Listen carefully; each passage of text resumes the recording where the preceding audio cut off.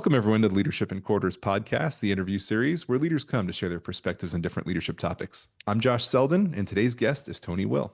Toni Will is the general manager of the Kalamazoo Wings men's professional hockey team, leading at the executive level in one of the most male-dominated industries in sports.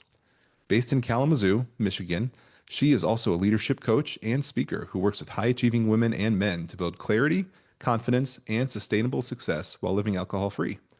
Toni is a TEDx speaker, host of the Women In podcast, and creator of the Empower Her conference held annually in Kalamazoo. A two-time Ironman athlete and two-time Guinness World Record holder, she is the author of Rebellious Success, releasing in August 2026. So welcome, Toni.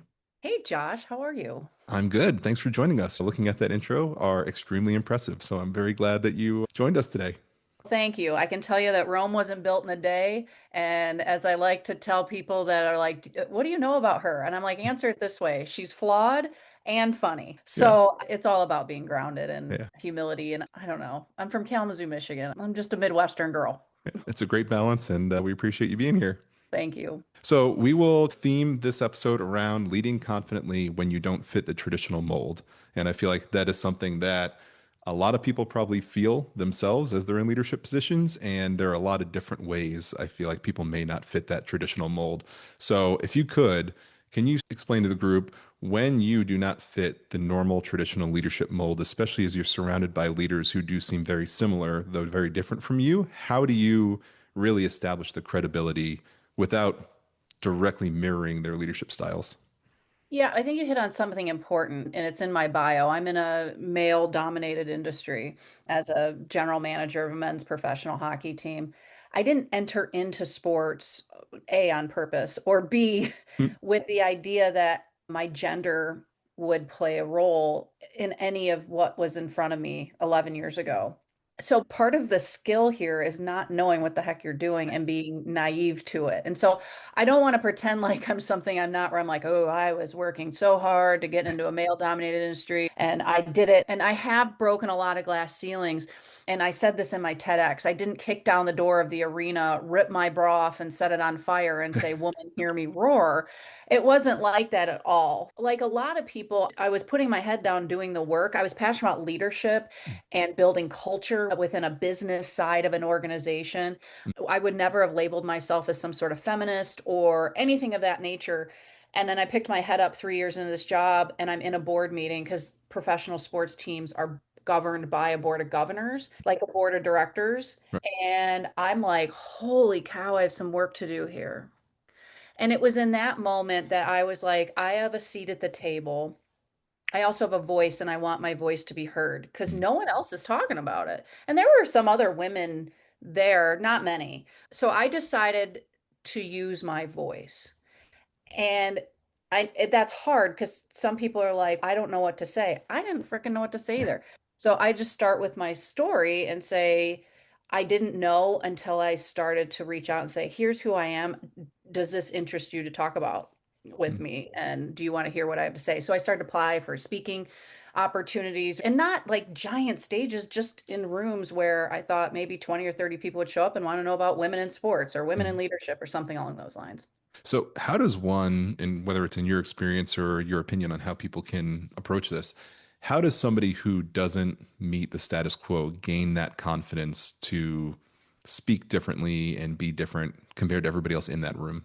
Yeah, so my first leadership pillar, and I keep pointing back to this because there's a lot of information in my TEDx, but I walked through my six leadership pillars, Mm. and the first one is go to the expert. So going back to your first question too, this will answer both of them because maybe I didn't even answer the first one with my answer, but That's all right. as I think about it. But I'm a big reader. Mm. So I'm big into learning. I'm big into professional development and personal development. And so it's not just through reading, it's through podcasts, it's through attending conferences and in all different spaces and building relationships with other experts in those fields to help me understand myself better.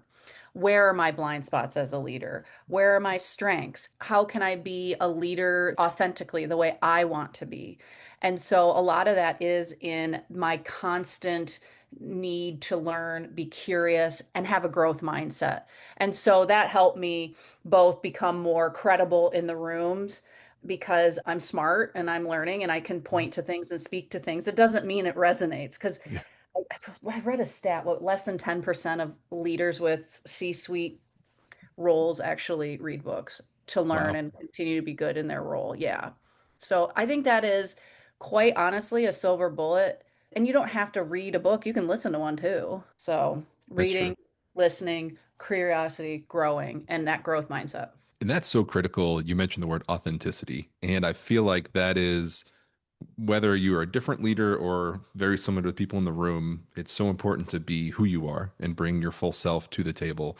But especially in a situation like this where you have somebody who is different than everybody else in the room, and it's so easy to just try to do that mirroring. I see all these other people who I deem successful. I want to mirror myself to be like them instead of finding these little tidbits of things that they do well that I kind of want to bring into my own style, but really stay true to myself and that authenticity. How have you really stayed true to who you are when you have had that pressure of everybody else in here is successful by doing all the same things? Why don't I just do that? This is really personality driven. I have always been a rebel. I used to label myself a black sheep. I've always had short hair. There's just things about me that I've just been unique. I think at least my experience, there's it becomes a certain stage of life, and it's cliche, but as I turned into my 40s, like with alcohol, I'm like, what am I doing? I don't like my relationship with alcohol. Who cares what society says? I'm going to quit drinking.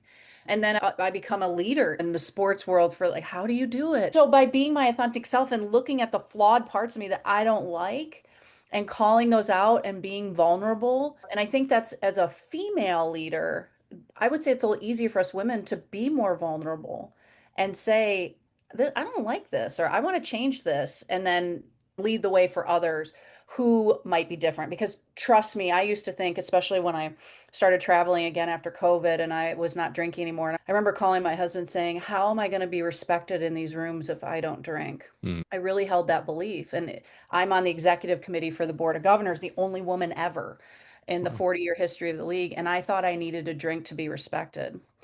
And he said to me, he doesn't remember saying this to me, by the way. And his name is Josh, too. I know I told Oh, you that, wow. but yeah. So Yeah. he said to me, Toni, what if they respect you more because you choose not to drink? And that simple rephrasing, reframing, it's right there. So trying to look at things as a strength and not a weakness has helped too when you're someone different in the room. Also helps to have allies. If I interview people on my podcast, and let's say I have a black woman on my podcast, and because some people don't watch podcasts, they listen, and I will call out that so and so is a black woman, and let's talk about your race because she knows she's black. I know I'm a woman in a room full of men. I think it's easier when we just acknowledge that because then I feel seen.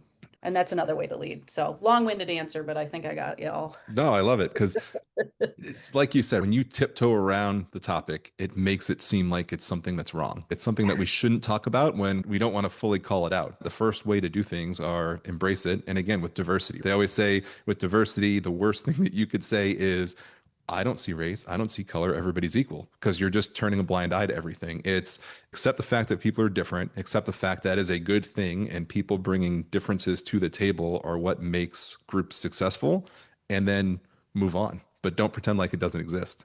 Exactly. And I remember when I first heard that, I don't see color, because I was guilty of saying that. And I thought I was being an ally, Right. thinking, I have a black employee, TJ. He's an amazing salesperson. But if I sat there and said, I don't see color, all of a sudden I'm like, oh my God, yeah, I can see how offensive. But I didn't know that. And Right. so again, I was naive. But because I have that growth mindset, I'm like, oh, okay, let me acknowledge that. And that's why I call myself out publicly too, to say I didn't know. Yeah.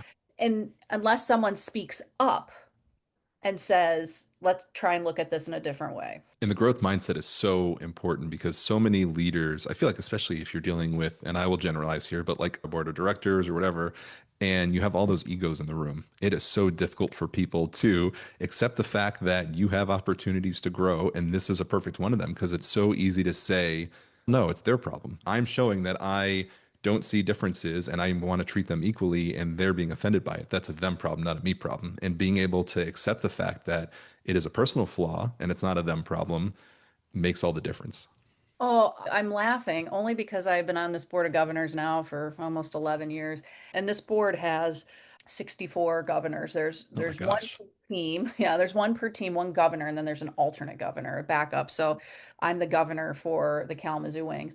We faced two major crises as a board together. Now, the players have changed depending on who owns the teams and staff changes and stuff, but we faced COVID together, and then we just faced a player strike through our union together, I like heard. recently. Yeah.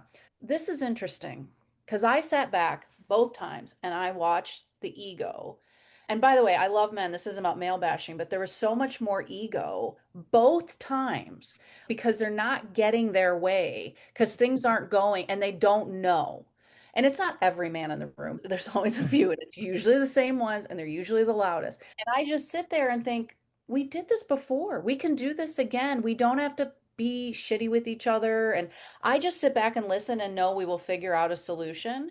And it has nothing to do with Toni Will. It's not me. It's COVID or it's a player strike with union negotiations. We can learn from this. And if we go back to that growth mindset of what can we learn? Yes, it's frustrating, but how do we respond and not react? As a woman, I feel like I have a little bit more empathy and I can bring that feminine side of me to these situations. Now, do they like hearing that? Oh, Josh, they do not.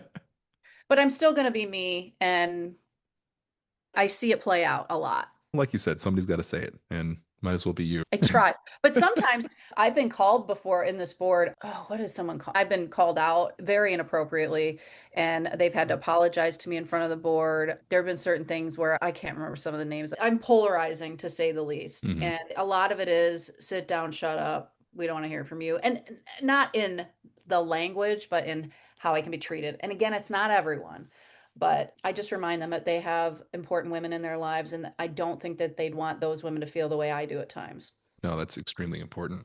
And back on the topic of women in these leadership roles, two things that you mentioned, we already talked. One is authenticity, and then you also mentioned vulnerability. And I personally think men or women, those are two extremely important leadership traits that are viewed so negatively because I feel like people view authenticity and vulnerability as weaknesses. Mhm. I feel, again, I will generalize here, but it is viewed even more as a weakness incorrectly when women show it.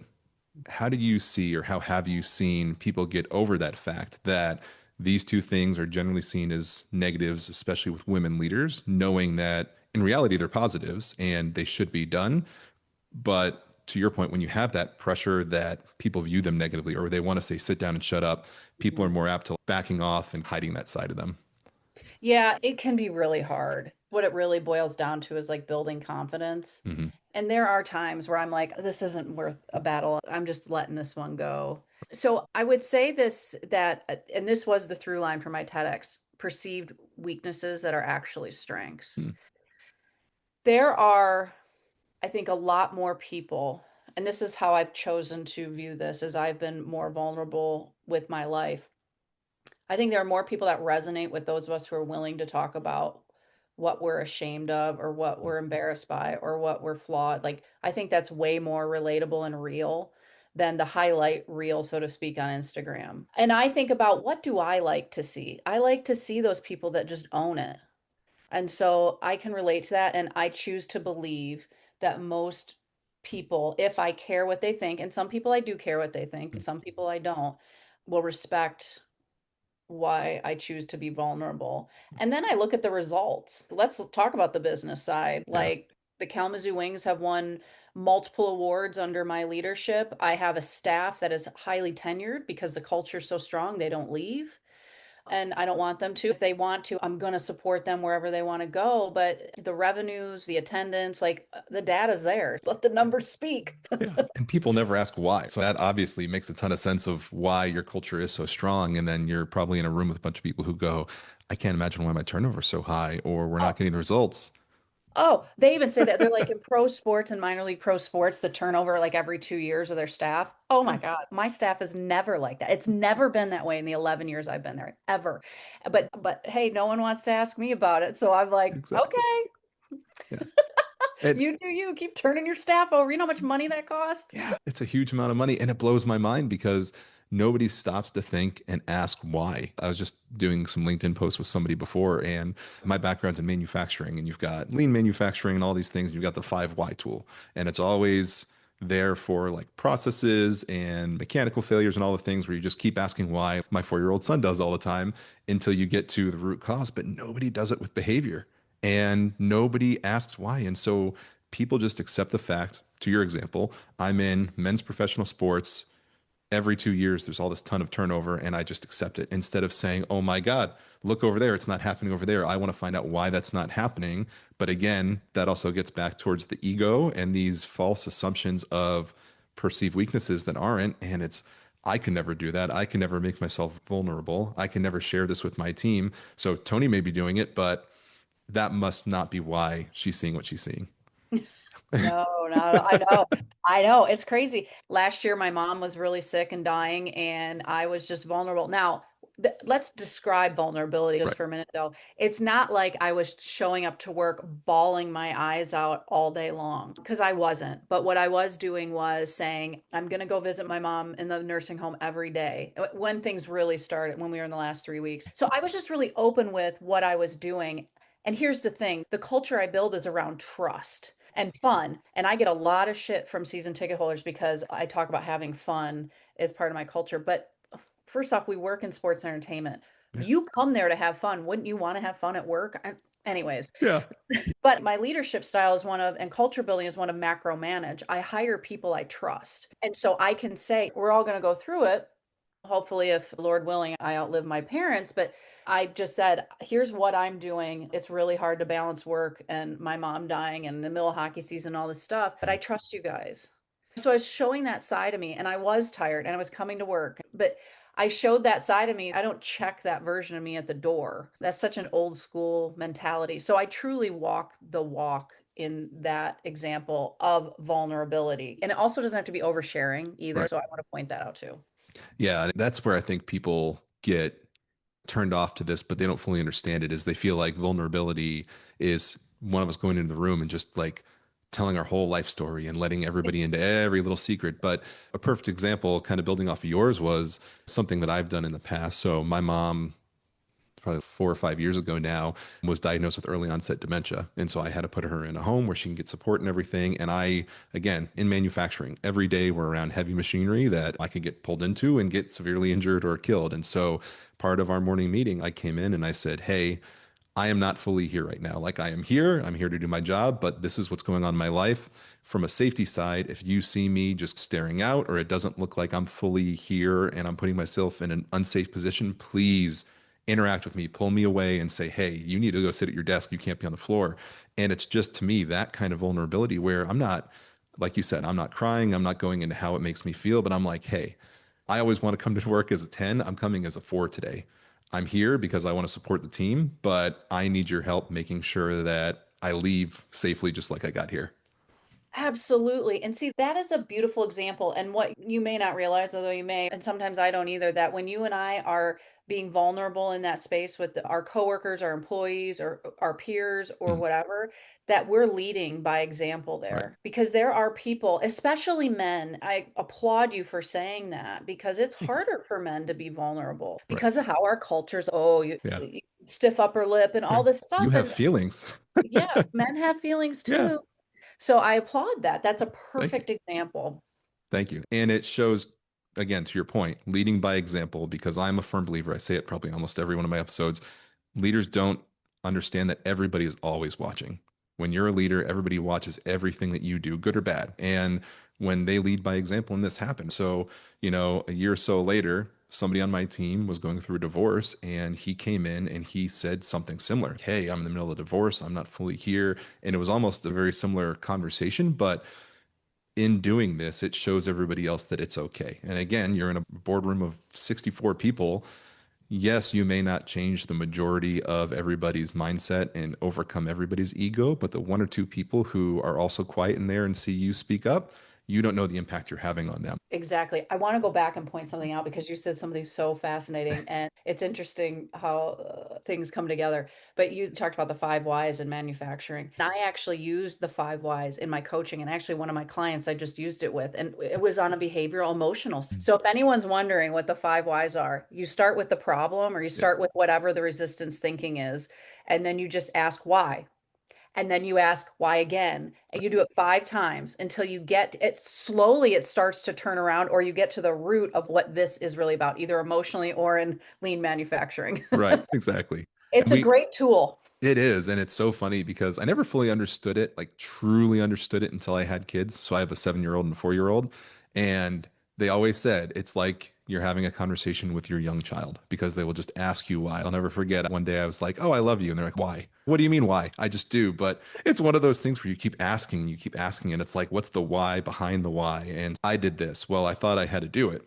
Okay. And people just stop there. I thought this was how I did it. But you don't then go and ask more whys to say, why did you think that way? Is it a training issue? Is it that somebody who taught you this taught you wrong, or you just thought this was the right way to go do it? But there is no training. We just left you to your own devices to go work on this thing. And nobody thinks that. We all want to say, okay, we either have our own assumptions of root cause, or we want to just get to the point where we can say this was it and we want to move on because we've got something else we want to go work on. Yeah, it's such a great tool. And just be prepared to be annoyed by it Yeah, because it is like the toddler saying why. Because even my clients, I'm like, we've only done 2 whys. You got three more. that's right. Just to prepare oneself. But yeah, Yeah. I'm glad you brought that up because it's literally something I've been using and it works. Yeah. And I think it's so critical to start using with behaviors. And again, people don't.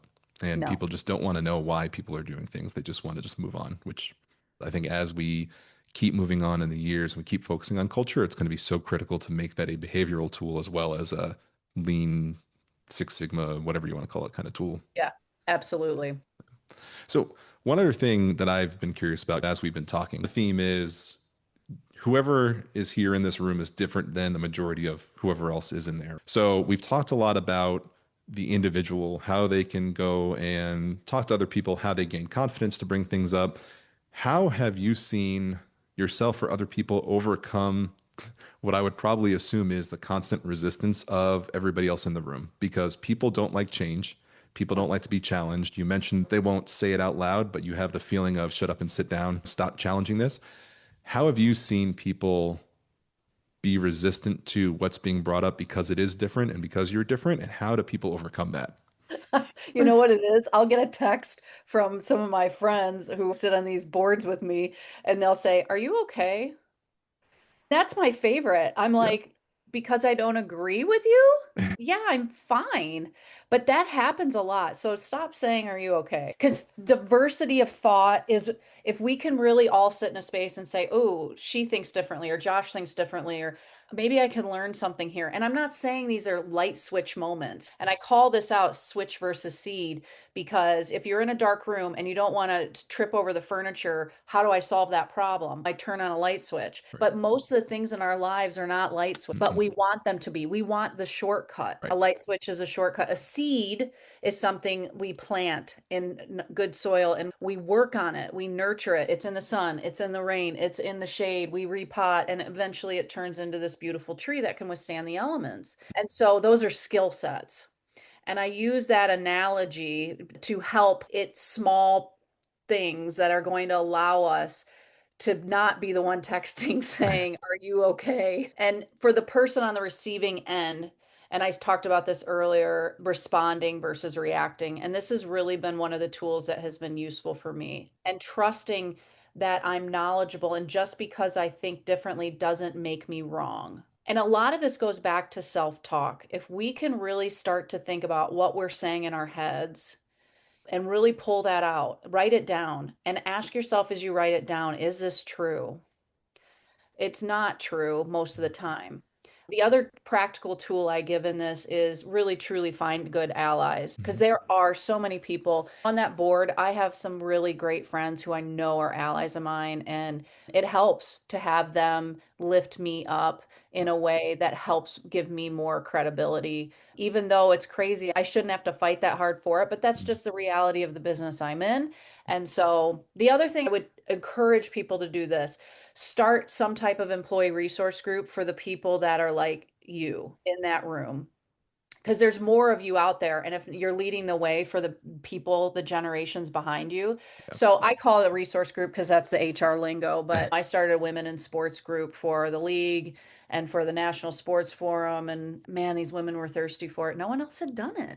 Wow. That's It's amazing. 2025 back then. Yeah. I'm like, or when I started 2023 or whatever. So there's a lot in there because it's thoughts, it's behaviors, it's there's some analogies mixed in. It's a mix. And I think you mentioned two things that everybody should really take away from this. One is the allies. And I think allies are so critically important. And especially because it shifts the thought process and allows the person who is different to understand a little bit more about the people, I- I'd say the majority in the room, because there's a good chance whoever your ally is like everybody else. Or if you're the person who's different, they're like them. And not to say again that your thought process is wrong, but if you are trying to get through to a bunch of people who just keep pushing back, the ally is helpful because you can say, listen, I keep coming at it this way and it's not getting through to them. How else do I have to say this so I don't lose my message, but I can get through to the way they're thinking? Because obviously there's some kind of disconnect between what I'm trying to say and what they're hearing. Yes. And sometimes you just have to let it go. Yep. I can't tell you how many times I have said what I wanted, my ideas, my way of looking at it, and it gets shot down. So I let it go. And you know what happens, Hmm. Josh? 6 months to a year later, all of a sudden it bubbles back up. And it was like, oh, yeah, that would have been what it was coming out of someone else's mouth now. Yeah. Sometimes maybe I see it differently, so I'm further ahead. I'm not Mhm. saying I'm smarter. I brought it up, it got shot down, eventually got brought up again, and it's okay. But I do chuckle. Yeah. Sometimes you got to take everybody on the journey with you to get to where you are. Yeah, and it's not about my ego at all. And that's part of it too, because it really is just about being humble and open-minded. And yes, it's frustrating. And trust me, I am not Mother Teresa floating around here on my candy cloud. It's taken a lot of work and continues to be a lot of work, but I do it and I talk about it so candidly because I want the generations behind me to have it just a little bit easier. And that's the goal. And I think that's the thing I love about the seed metaphor also is that everybody wants that instant gratification and that light switch that just says, I'm going to do this and that's it. And I'm the different person in the room and I'm going to go talk to all these other people who are different than me and the same as each other. And they're just immediately going to understand what I'm trying to push and then we're going to move on. And like you said, it's frustrating and it's not going to happen immediately. And I think that's what everybody needs to understand is chip away at it a little bit at a time and hope that tomorrow you're 1% better and we're 1% moving in the right direction than we were today. And sometimes everybody's going to get it like that. And sometimes it's going to take 6 months for people to get to where you are. And it is frustrating, but it's reality. And you just have to make sure people don't get discouraged by it. Yeah, just keep pouring into yourself Okay. and so you don't get tired because Yep. I have to watch that. But you're Yeah. absolutely right. Yeah. So, Tony, before we wrap up, is there anything else that you want to share with everybody? Oh boy, where do I start? So what we were just talking about, this notion of a skill set versus shortcuts. I wrote a Mhm. blog about this on my website, toniwill.com. And so check that out. I have a podcast called Women in dot dot dot as mentioned in my bio, and it's related to an episode on there. And it's just a great conversation, especially as we're in the new year, about this idea of where in my life am I trying to take shortcuts and the longer path of skill sets. My conference is called Empower Her in my hometown of Kalamazoo, Michigan, March 13th and 14th. Come get tickets, and I'd love to see you here. We're going to wrap things up at a green ice hockey game for the Kalamazoo Wings. It's going to be an Nice. amazing couple days. And then my book's coming out August 11th. So it's a big year, 2026. I'm excited. It sounds exciting. It sounds like a huge year. So, best of luck with everything. Just to remind everybody, our guest was Toni Will. I will work with Toni to make sure we have all the links to all of those things available in the posts and in the YouTube description area, just so everybody has it. Very easy to just click and go there. But just to remind everybody, her podcast, Women in dot dot dot. You've got the Empower Her conference that we'll have the link to. You said it's in March, right? This Yep. year. Yep. And then be ready in August. You've got the Rebellious Success releasing this year. Can't Yeah. believe it's 2026 already. This is the first time I'm talking about it on a podcast with the new title because I had a working title. So Nice. breaking news on your podcast, Josh. That's right. This first in, we were the first to report on this. True first. That's awesome. If anybody has any questions and you want to get a hold of Toni, I'll make sure all of her information is in there. And if for whatever reason you can't get a hold of her, just let me know and I will get you two in touch. Please follow and subscribe to the podcast on all the podcast platforms that we have. It's my Instagram at Leading Quarters, my YouTube page at Leading Quarters, and you can email me with any questions that you have or ideas for future episodes at leadingquarters@gmail.com. But Toni, I really appreciate everything that you've brought in. Again, I said it in the beginning, but you are a very impressive person. Obviously, everything that we heard with the intro and then everything else that you're doing, the conference, the book, the podcast, it's a lot to balance aside from you're a governor for a professional hockey team. And so you do a lot, you've done a lot, and it is impressive to see. And we really appreciate you coming on here and sharing what you did with us today. Yeah, thanks, Josh. Appreciate it. And love the work you're doing too. Keep it up. Thanks.